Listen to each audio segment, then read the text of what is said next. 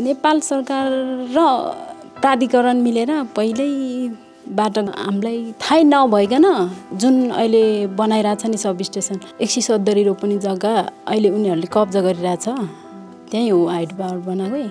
अनि त्यो जग्गै 2073 सालमै नेपाल सरकारले भनौँ न त्यहाँको सर्वसाधारण जनताहरूलाई थाहै नपाइकन रोक्का गरिसकेको रहेछ कि 1-2 जनाको समस्या हुन्छ नि त, घरको समस्या केही गर्नलाई जग्गा बेच्छु भनेर जाँदाखेरि थाहा भयो कि त्यहाँ त्यो एरियाको सबै जग्गा रोक्का रहेछ भनेर। अनि 74मा चुनाव नि भयो। चुनावपछि थाहा भयो अनि रोक्का रहेछ भनेर। अनि ठुलोबडा भनाउँदाहरूले भन्न थाल्यो कि हामीलाई त त्यो जग्गा नेपाल सरकारले नै रोक्का गरेको हो, यसरी हाइड्रो पावरको लागि नै चाहिँ डाइरेक्ट भनेन, हाइड्रो पावरको एउटा प्रोजेक्टको लागि मात्र हो, यहाँ अफिस मात्र खोल्छ, त्यस्तो केही समस्या हुँदैन भनेर ललाई फकाई या झुकाई माथिको आन्टीले बोल्नु भएको रे। त्यो प्रोजेक्ट भयो नि जे भयो नि यो यहाँको जग्गा चाहिँ दिनु हुँदैन भनेर बोल्दाखेरि पछिको मिटिङमा उहाँलाई नै बोलाउनु भएन कि केटी मान्छे भएर धेरै त्यस्तो अगाडि बढेको भन्न थाल्नुभयो मान्छेहरूले। त्यस्तो भनेर पछिको मिटिङमा उहाँलाई नबोलाइकन मिटिङ पास गर्नुभयो अरे जङ्गलमा लगेर। त्यही डाँडामा एकचोटि मिटिङमा बस्दा चाहिँ जग्गा नदिने भने है जम्मा 3 जना निस्क्यो। नदिने भन्दा तिमीहरूको मात्र नदेऊ, हाम्रो त दिने हो, नदिए नि पैसै नदिकन तिमीहरूको जग्गा त्यसै जोत छ भन्यो थाल्यो कि। त्यसरी धम्की दिन थाल्यो कि 3 जना महिला थियो जम्मा नदिने भन्नेमा। नदिने भन्ने 3 जनालाई पनि त्यस्तो त्रास देखाएपछि पैसा किस्तामा दियो।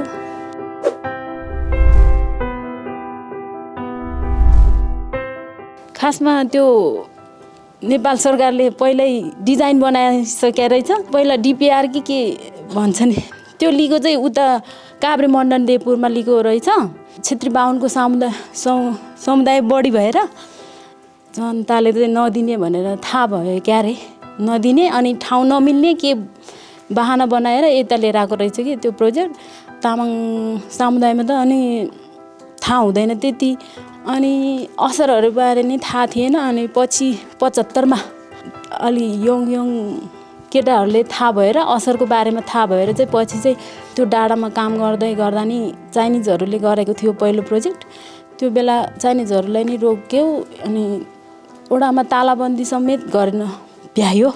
त्यति गर्दा पनि अझ पहिला किस्त र दोस्रो किस्त पैसा लिन भ्यायो कि। अनि तेस्रो किस्त नलिउ भन्दा नि जबरजस्ती या पछि पाउँदैन के भनेर अनि डाइरेक्ट बाजेको नामको जग्गा नि डाइरेक्ट नाति पनातिको नाममा नि पैसा दिने, त्यस्तो गरेर भयो नि दिलायो कि पैसा।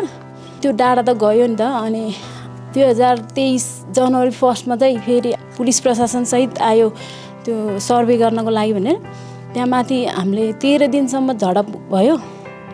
त्यो बेला आउँदा चाहिँ त्यो डाँडामा मात्र होइन कि जस्तै टावर प्याड हुन्छ नि, टावर प्याडको लागि त उनीहरूले पहिला भनेको थिएन त।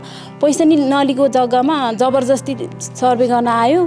अनि हाम्रो जग्गामा पैसा लिएको छ नि, त्यो डाँडाको पनि लिएको त तिमीहरूको भयो, यो त हाम्रो हो भनेर कति गर्दा नि कति झडप भयो। त्यो बेला कति मान्छे समातेर लग्यो, अध्यक्ष के मिलाएर बिना शर्त चाहिँ झिक्यो समातेको मान्छेहरू। अनि 13 दिनको लगातार झडपपछि चाहिँ उनीहरू ब्याक भयो।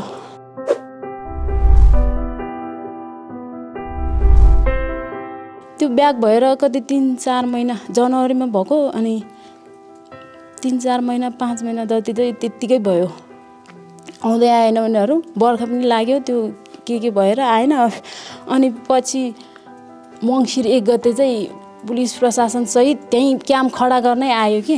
अनि त्यो राति नि हामीले छेक्नलाई कति आन्दोलन गर्यो, कति झडप भयो, कति मान्छे बेहोस नि भयो। त्यो बेला जबरजस्ती बस्न थाल्यो कि तिनीहरू। अनि त्यो राति झडप करिब 12-1 बजीसम्म भएर अनि सकेन पो भनेर उनीहरू घर नै दियो। गाउँकै मान्छेहरू 2 पक्ष भइरहेछ के, पक्ष र विपक्ष, एउटा बनाउन दिउँ एउटा नबनाउन दिउँ। बनाउन दिउँ भन्नेहरू चाहिँ अहिले तत्कालमा पैसाको प्रलोभनमा केमा फसिरहेछ त्यस्तै भएर। अनि 2 गतेको बिहान नि हामी घरमै थियो, आफ्नै व्यस्त काममै व्यस्त थियो। अनि भोलिपल्ट बिहान अध्यक्ष सङ्घर्ष समितिको उहाँको घरमा 4जना या त्यस्तै सहयोग गर्न आउनुहुने दाइहरू हुनुहुन्थ्यो, उहाँहरू थियो। अनि यता माथिको सुन्दर जलको ड्यामको उसको दाइहरू नि हुनुहुन्थ्यो 3-4जना। अनि त्यो राति त्यहीँ बस्नु भएको थियो कि त्यस्तो झडप भएपछि उहाँहरूलाई नि राति नै पुलिसले नि कोहीले कुटेर पठायो। 3-4जना चाहिँ त्यहीँ बस्नलाई भनेर बस्नु भएको थियो। अनि बिहान घरमा कोही थिएन, उहाँहरू भित्र हुनुहुन्थ्यो। बिहानै एपिएफकोहरू गस्तीमा गएको हो कि भन्ठानेर हामीले चाहिँ घरमै बस्यो होइन। त्यो बिहान त घरमा डाइरेक्ट गएर बुवा मम्मी नि तल घरमा हुनुहुन्थ्यो, त्यसै उनीहरू आफै घरमा भित्र छिरेर नि पक्राउ गरेर लग्यो कि। अनि त्यो बेला अनि केटाहरू मात्र 6जना कि कतिजना थियो। अनि अघिल्लो दिन पनि लगेको थियो 4जना त। त्यो राति नै 4जनालाई समातेर लग्यो, कोही घाइते भयो कोही के भयो भनेर। राति अब सक्दैन भनेर हामी आफै ब्याग भएर सुतेको हो नि त, सुत्न गएको। अनि भोलिपल्ट अनि दाइको घरमा गएर तिनीहरूको यहीँ गाउँको 1-2जनालाई त्यस्तै सिआइडीमा राखिएको छ क्यारे। अनि त्यसरी बिहान त्यसरी गएर 6जना केटाहरू समात्यो। अनि हामीले नि किन मान्छेको घरमा सर्च वारेन्ट पेपर चाहियो भन्दाखेरि नि हामीलाई नै समात्यो कि, हामी महिलाहरू नि थियो। हामीले सर्च वारेन्ट पेपर चाहियो, त्यसैको मान्छेको घर छानबिन गर्न पाउँदैन भन्दा हामीलाई चाहिँदैन भनेर डाइरेक्ट गयो कि तिनीहरू। हामीलाई नि समात्यो, त्यो हामीलाई नि लग्यो। त्यो दिन 2जना दाइहरू चाहिँ माथि कौसीमा जानुभएको रहेछ, उहाँहरू 2जना चाहिँ छुट्नुभयो। हामी चाहिँ यहीँ तल बौद्धमै डाइरेक्ट ल्यायो हामीलाई। अनि दिनभरि त्यहीँ राख्यो। अनि उहाँहरूलाई नि फेरि दिनभरि खोजेको रे। दिनभरि जति कर्फ्यू लाग्यो त्यो दिन बल्ल बल्ल अध्यक्ष र धाई राति चाहिँ हामीलाई चाहिँ छोडिदियो। केटाहरूलाई चाहिँ नछोड्ने भनेको थियो। अनि केटाहरू नछोड्ने भए हामी नि बस्ने भनेर हामी चाहिँ बस्यो। पछि मिलाएर चाहिँ सबैजनालाई छोडिदियो। त्यो दिन चाहिँ मिल्यो, त्यही बिना सर्तमै छुटायो है। त्यसपछि 2 दिनसम्म त फेरि खोजेको नि त्यो भागेकोहरूलाई काम त्यतिकै गरेर राख्यो। अनि पछि चाहिँ हामीले फोटो खिच्ने, आन्दोलन गर्ने, भिडियो गर्ने गरेर चाहिँ बस्यो त्यहाँ। कति मान्छेले समात्यो त्यो बेला। त्यो माथिको त उनीहरूको जग्गा भनेर बनायो भनेर छोड्यो है। अनि टावर प्याडको लागि पाख्रिङटोलमा अनि जग्गामा त पैसा लिएको थिएन नि त, जबरजस्ती पेल्न गएपछि त्यहाँ नि गयो हामी सबै। त्यहाँ जाँदा नि त्यहाँ नि 1-2जनालाई त्यस्तै प्रलोभनमा फसाइदिने, यो दिन्छु उ दिन्छु, घर बनाइदिन्छु के भन्दो रहेछ। त्यस्तैमा फस्ने फेरि कोही त जति जुधे नि समातेर चाहिँ पहिला चाहिँ लगेको थिएन, तर भाग्न सफल के भएर बस्यो।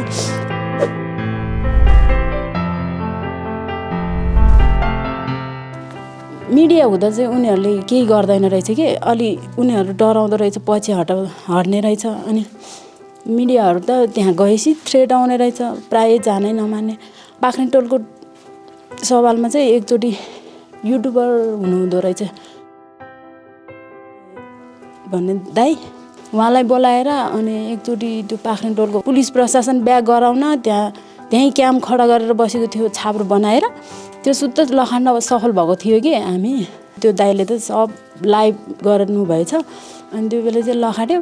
अनि पछि त त्यो दाइको नि 40,000 कि कति तिरेर बनाएको सफ्टवेयर मेरो त 1 दिनमै 5 मिनटमै बिगारिदियो, उडाइदियो भन्नुभयो के। अनि उहाँ चाहिँ त्यही भएर पछि आउनु भएन। लखाडेपछि अलि दिनसम्म त चुपै लागेर बस्यो।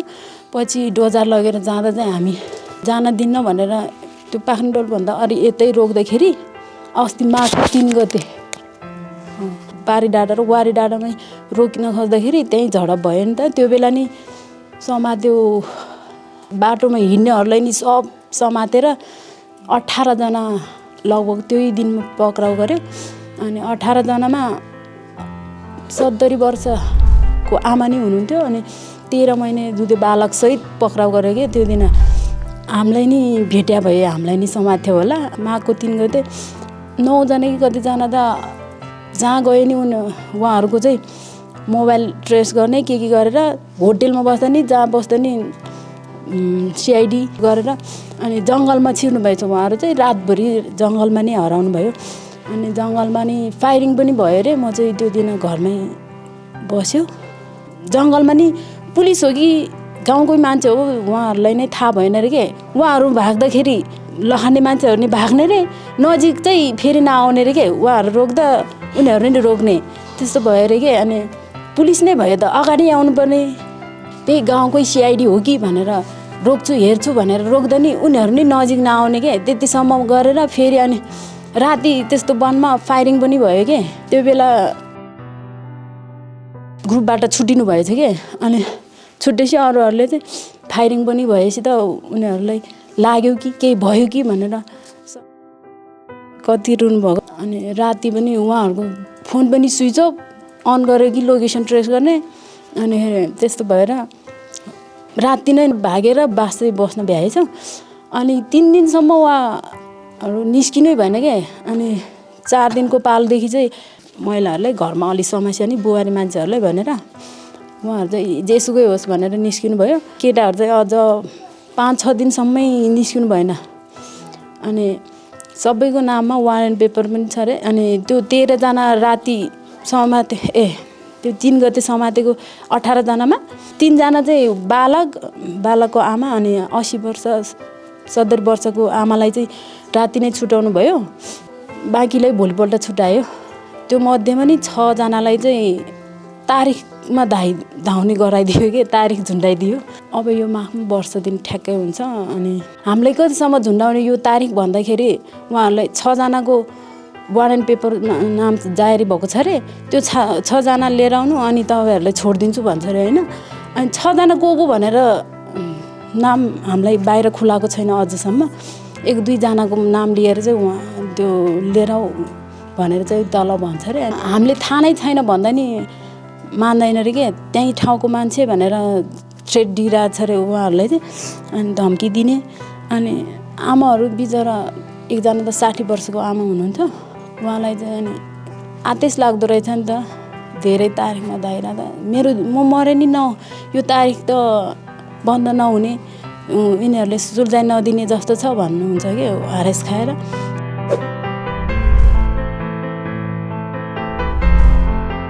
यो जेनजी आन्दोलन पछि चाहिँ 23 र 24 यहाँ भयो होइन अनि पुलिसहरू सब भागमा हुँदाखेरि के क्षति भयो हामीलाई थाहा छैन तर पनि हाम्रै नाममा जोडिरहेछ कि उनीहरूले त्यही कारणले अनि 66 कि कतिजनाको नाम लिस्ट गएको छ अरे त्यो अस्ति जेनजीको आन्दोलनमा भएको घटनाले अनि हामीलाई नै दोष लगाइरहेछ कि कार्तिकको 29 गते अस्ति सबै त्यस्तो जेनजीहरूलाई त्यो फोटो भिडियो हेर्दै समाउँदै लाने क्रममा 29 गते हामीलाई नि घरमा खोज्न आएको थियो दिदीले चाहिँ लाइभ गर्नुभएको थियो अलिकति त्यो बेला हामीले खासमा केही गरेको थिएन त्यो पुलिसहरूलाई त्यहाँबाट जाऊ अनि सुरक्षित जाऊ भनेर भिडियो लाइभ गर्नुभएको त्यही लाइभको आधारमा उहाँको घर पुरै खोताल्नु भयो अरे के त्यो अस्ति 29 गते उहाँ चाहिँ बारीमा भएर भेट्नु भएन छ भेटेको भए चाहिँ त्यो उहाँलाई नि लान्थ्यो अनि उहाँलाई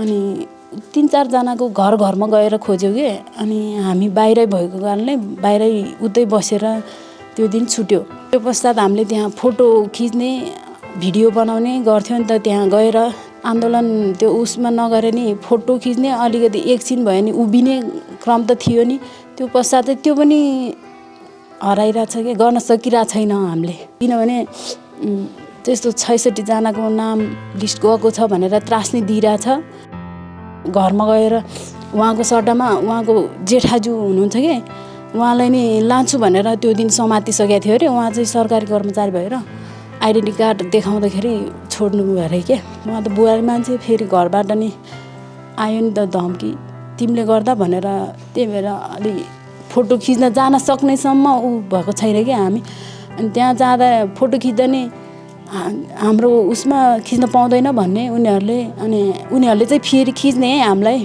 समातेर लाँदाखेरि त्यही प्रुफहरू उल्टो गरेर अलिअलि उसमा बनाएर त्यही केसमा जोड दिँदो रहेछ क्या अनि त्यही भएर तारिख के भनेर झुन्डाइदिँदो रहेछ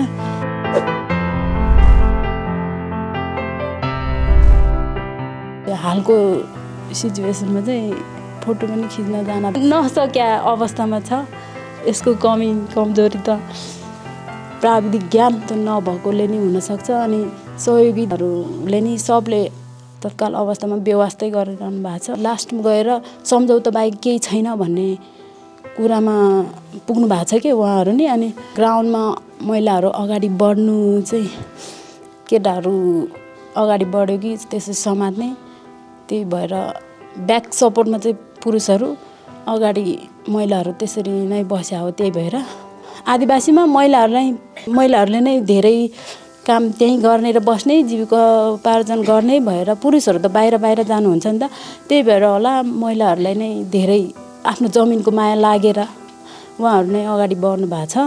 आमाहरू नै छोराछोरीलाई चाहिन्छ, हामी पहिल्यैदेखि यहीँ हुर्के बढे, यहीँ खाएर यहीँ कति पुस्ता भइसक्यो, हामी कहाँ जानु छोडेर भनेर त्यस्तै सोचेर उहाँहरू चाहिँ अघि बढ्नुहुन्छ।